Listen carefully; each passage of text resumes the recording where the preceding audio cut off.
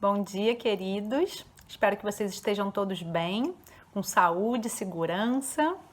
Eu na minha casa estou cheia de saudade das nossas bagunças, das nossas construções, dos nossos plantios, mas eu sigo por aqui plantando e construindo.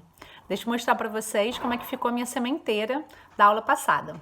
Com uma caixa de ovo, eu plantei milho de pipoca, dá para vocês verem aqui o milho, a semente dele ainda, e eles cresceram fortes. E do outro lado da caixa de ovo, eu plantei feijão. Ainda tem aqui, ó, uma semente de feijão e eles já estão bem grandões. Eu plantei também tomate em embalagens de verdura, essas embalagens de papel. Ele demorou um pouco mais para crescer, mas está aqui crescendo. E aí eu fui colocando, enquanto isso, outras sementes junto com ele. Coloquei maracujá e coloquei semente de cacau, que é uma fruta que eu adoro. E também plantei abacate, que continua dormindo até hoje, mas ele é uma planta que acorda mais devagar, uma plantinha mais preguiçosa. Todo dia eu coloco água nele e falo, acorda abacate! Mas ele ainda não acordou. E eu plantei trigo, que é uma planta que normalmente nasce muito rápido, mas que não germinou. Então, se isso aconteceu com alguma semente de vocês, saibam que isso é normal. Não deixa isso fazer vocês desistirem. Continuem plantando. Tem algumas sementes que já estão muito antigas e não nascem, mas a maioria nasce com muita força e cresce rápido. E eu fui acompanhando todo esse processo através do diário das sementes. Então, eu fiz esse caderninho aqui em casa, eu mesma fiz.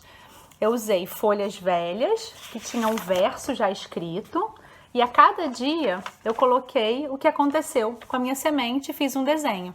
O dia que eu plantei, o dia que as sementes nasceram, fui fazendo um desenho de como é que elas estavam, e assim eu estou acompanhando o crescimento das minhas sementes.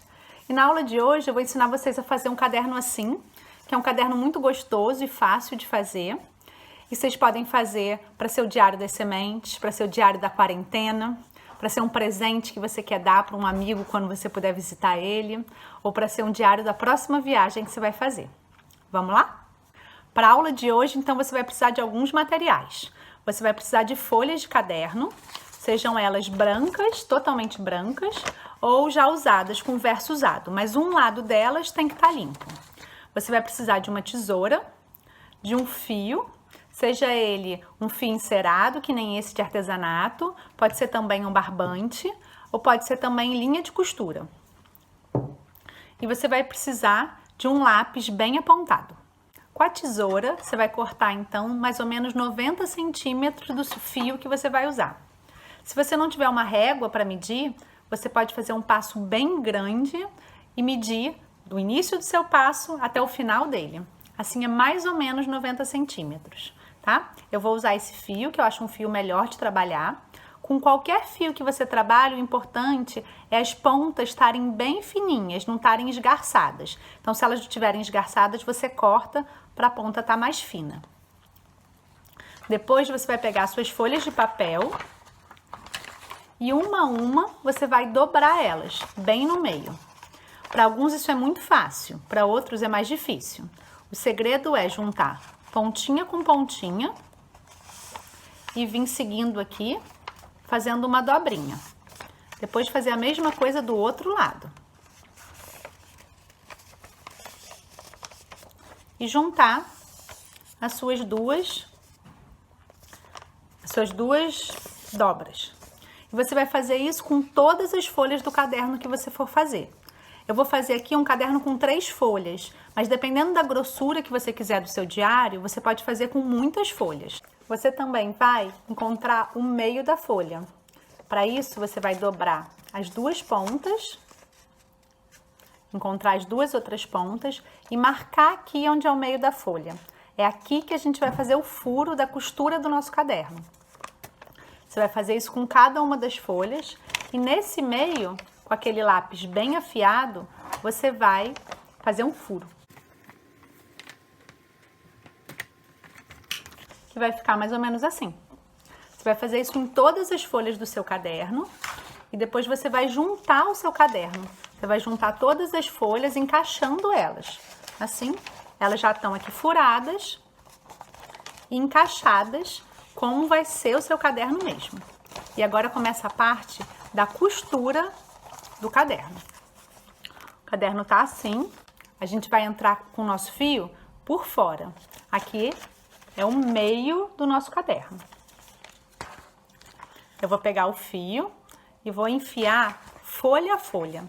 É muito difícil conseguir enfiar em todas as folhas ao mesmo tempo, mas seria ótimo. E a gente vai ter o fio tá de um lado, tá vendo? Do outro lado do caderno. Então eu vou escolher qualquer um dos lados, para a direita ou para a esquerda. Eu vou trazer o fio. Importante deixar um pouquinho de fio aqui do lado.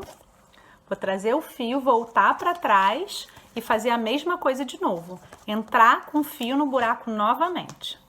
Então eu tenho um fio que saiu para um lado e outro que está vindo pelo outro lado e vai aqui atrás encontrar com aquele fio inicial.